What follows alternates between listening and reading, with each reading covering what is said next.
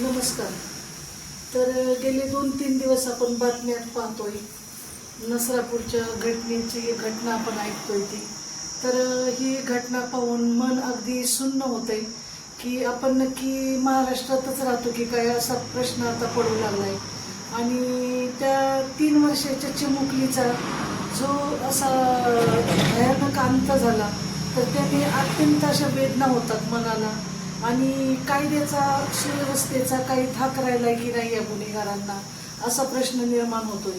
तर आता काय करायचं? आम्ही नुसतं आता गप्प बसायचं की मोर्चे काढायचे पण आता नुसते मोर्चे काढायचे का मेणबत्ती पेटून रस्त्यावर आपण मार्च काढायचा? तर आता असं काही न करता आता आपल्याला काय केलं पाहिजे? कायद्यात बदल केला पाहिजे. खूप संताप येतो या घटनेचा, खूप संताप येतो की आता कायद्यात जर बदल केला नाही तर असे ह्या नराधमांना कायद्याचा जाप कसा बसणार? हा छत्रपतींचा महाराष्ट्र आहे, हा जिजाऊंचा महाराष्ट्र आहे.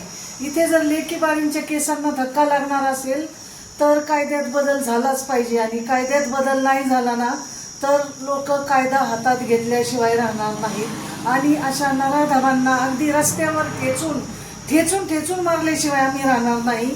तर लवकरात लवकर सरकारने कायदा बदल करावा आणि अशा या नराधमांना, अशा गुन्हेगारांना त्यांनी 2 ते 3 दिवसात जास्तीत जास्त कडक अशी शिक्षा, अगदी फाशीची भर चौकात ठेचून मारण्याची शिक्षा द्यावी. आणि या समाजाला आणि त्या छोट्या चिमुकलीला न्याय मिळावा. आणि आपल्या ह्या महाराष्ट्राचा बिहार होऊन न देता आपण आपल्या महाराष्ट्राचा मराठी पण टिकून ठेवावं. आणि आपल्या शिवरायांची जी न्याय व्यवस्था होती की असे कृत्य करणाऱ्याचे हातपाय कलम केले जात होते जाग्यावरच, तर अशी सक्षम अशी न्याय व्यवस्था उभी करावी. प्रसंगी कायद्यात बदल करावा आणि आपल्या लेकी बाळींच्या आणि आपल्या स्त्रियांचे संरक्षण करण्यास समर्थ असा कायदा निर्माण करावा. हीच सरकारच्या नम्र अशी विनंती. जय जिजाऊ, जय शिवराय.